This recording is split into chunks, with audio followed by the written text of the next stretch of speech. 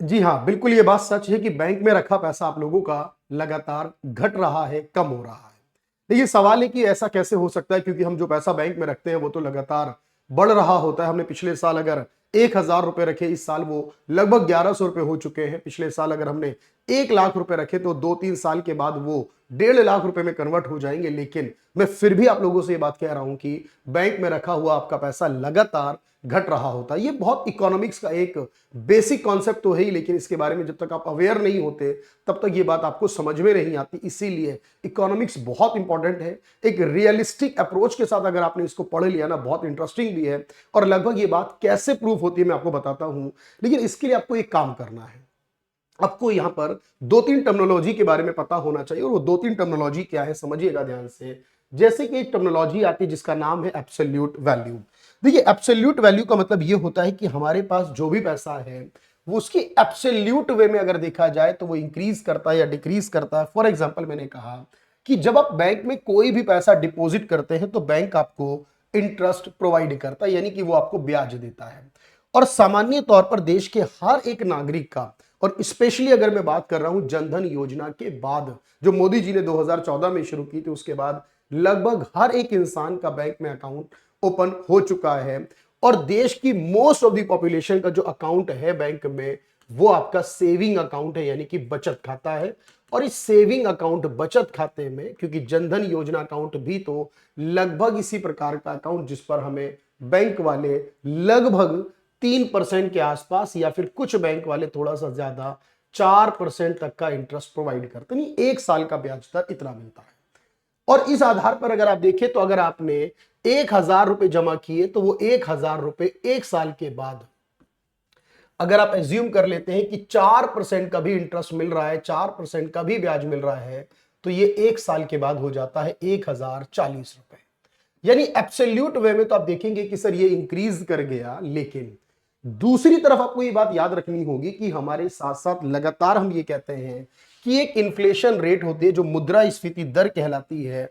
और ये जो इन्फ्लेशन है, ये जो मुद्रास्फीति महंगाई है, सामान्य तौर पर आरबीआई इसको भी बढ़ाने का प्रयास करता है, क्योंकि एक ऑप्टिमम इन्फ्लेशन रेट जो है वो 4 ± 2% है।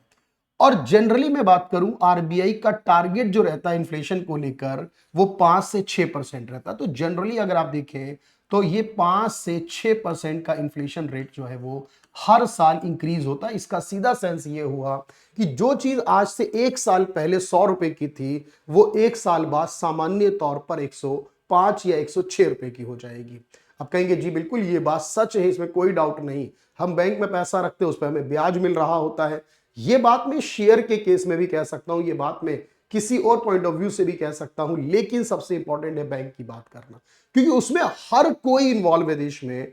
अब हम बात करते हैं कि सर जो सामान हमने खरीदा है या खरीदेंगे, जो पैसा हमारे पास था, वो जो 1000 रुपए हमारे पास थे जो अब बढ़कर 1040 रुपए हो चुके हैं। लेकिन अगर मैं आपसे कहूं कि ये 1040 रुपए तो उसकी एब्सोल्यूट वैल्यू है, एब्सोल्यूट वैल्यू है।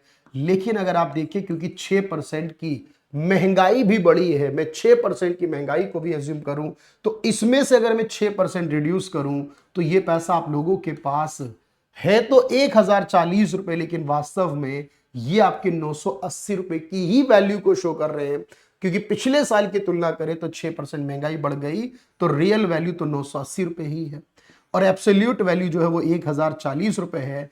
ऐसा क्यों हुआ? क्योंकि आपने कहा सर इसका मतलब यानी हमारे पास जो पैसा था अगर हम उसको देखें तो जो 1000 रुपए थे उस हिसाब से हमें 2% का लॉस हुआ।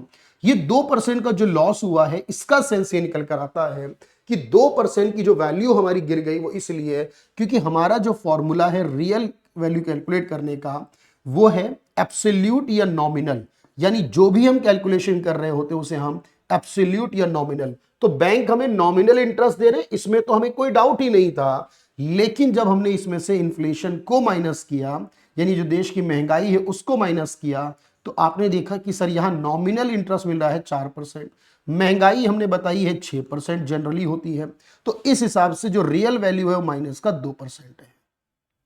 तो अगर आप ये सोचकर खुश हो रहे हैं ना लगातार कि आपने बैंक में कुछ साल पहले जो पैसा था वो रखा था और अब वो पैसा आपका इंक्रीज हो रहा है, तो ये बहुत जरूरी है देखना कि सर उस समय इन्फ्लेशन रेट कितना चल रहा है और हमारा इंटरेस्ट रेट कितना है।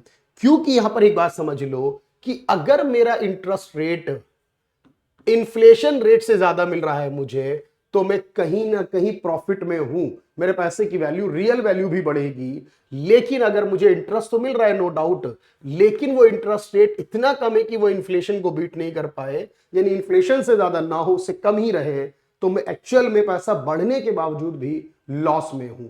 इसीलिए मैंने आपको ये बात समझाई और बताई कि जब हम बैंक में पैसा रखते हैं तो फिर हम लॉस में क्यों जा रहे होते हैं। लेकिन अब एक सवाल ये आता है कि सर फिर हम क्या करें, क्योंकि अगर हम ऐसे बैंक में पैसा नहीं रखेंगे तो लॉस होगा। देखो एक और बात समझने की जरूरत है कि एक और कॉन्सेप्ट हमारा चलता है, उस कॉन्सेप्ट को हम कहते हैं लिक्विडिटी। उस कॉन्सेप्ट को हम कहते हैं तरलता, यानी कि लिक्विडिटी।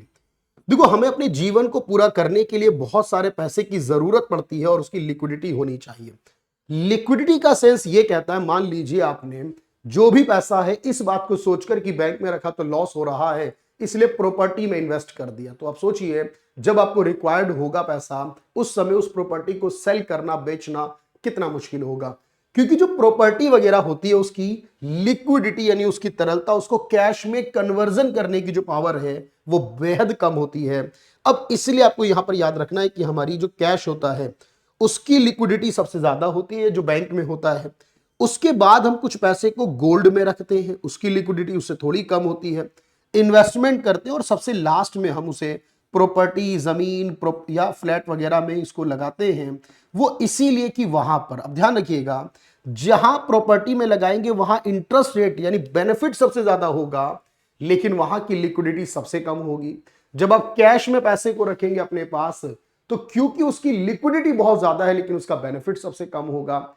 इसीलिए हमें अपनी लाइफ में यह बात सीखने की जरूरत है कि हम पैसे को इस तरह से डिस्ट्रीब्यूट करें, एलोकेट करें कि कुछ पैसा हमारे पास कैश में या बैंक बैलेंस के रूप में होना चाहिए, कुछ पैसा हमारा गोल्ड में इन्वेस्टमेंट होना चाहिए या शेयर्स में इन्वेस्टमेंट होना चाहिए, और उसके बाद लास्टली जिस पैसे को हमें जनरली यूज करने की जरूरत नहीं पड़ती, उस पैसे को हमें प्रॉपर्टी वगैरह में इन्वेस्ट करना चाहिए, क्योंकि उसमें इंटरेस्ट हाई है, बेनिफिट हाई है, लेकिन लिक्विडिटी लो है। तो ये जो कॉन्सेप्ट है मुझे लगता है कि बहुत जरूरी था आप लोगों को समझना, लेकिन ये समझना जरूरी, और हर एक तरह की जब एग्जाम की बात मैं करता हूं तो एक बात याद रखना कि एग्जाम में भी ना इसका एक बड़ा रोल है। क्योंकि जब आप तैयारी कर रहे होते हैं तो आपको इन्फ्लेशन टॉपिक से भी सवाल पूछे जाते हैं, आपके बैंकिंग टॉपिक से भी सवाल पूछे जाते हैं, मनी सप्लाई लिक्विडिटी टॉपिक से भी सवाल पूछे जाते हैं। और जिस दिन आपको ये क्लियर हो जाता है उस दिन आपका हर एक सवाल क्लियर हो जाता है। इसीलिए अगर आप 2026 में तैयारी कर रहे हैं एसएससी के किसी भी एग्जाम की या उसी पर बेस्ड जो बाकी के एग्जामिनेशन होते हैं उसके लिए भी, तो एसएससी प्रथम फाउंडेशन बैच हम लेकर आए आपके लिए फॉर ऑल कॉम्पिटिटिव एग्जाम्स के लिए, जिसके एडमिशन स्टार्ट है ऑलरेडी, 2 साल की वैलिडिटी है, जिसके अंदर हम आपको फ्री प्रैक्टिस भी प्रोवाइड कर रहे हैं, रिवीजन भी है, रिकॉर्डेड क्लासेस भी हैं, और सारी की सारी लाइव क्लासेस भी हैं, जिसमें आपको हर एक धुरंधर टीचर मिलने वाला है। मैथ्स की बात करेंगे तो मैथ्स में आपके पास 2 टीचर हैं, राकेश सर है, अभिनय सर है। इंग्लिश में बात करें जयदीप सर, गोपाल सर है। रीजनिंग में पीयूष सर, अरुण सर हैं। हिस्ट्री पॉलिटी अभिषेक सर डिस्कस कर रहे हैं। ज्योग्राफी विवेक सर है। इकोनॉमिक्स के ऐसे ही कॉन्सेप्ट के लिए मैं आप लोगों के साथ हूं। उसके अलावा फिजिक्स है, केमिस्ट्री, बायोलॉजी, स्टैटिक जीके और करंट अफेयर्स का सेगमेंट है। तो जीएस को इसी वे में पढ़ना और इंटरेस्टिंग वे में पढ़कर अपने एग्जाम को क्रैक करने के लिए अभी डाउनलोड करें कैरियरविल ऐप और ज्वाइन कर लें एसएससी प्रथम फाउंडेशन बैच।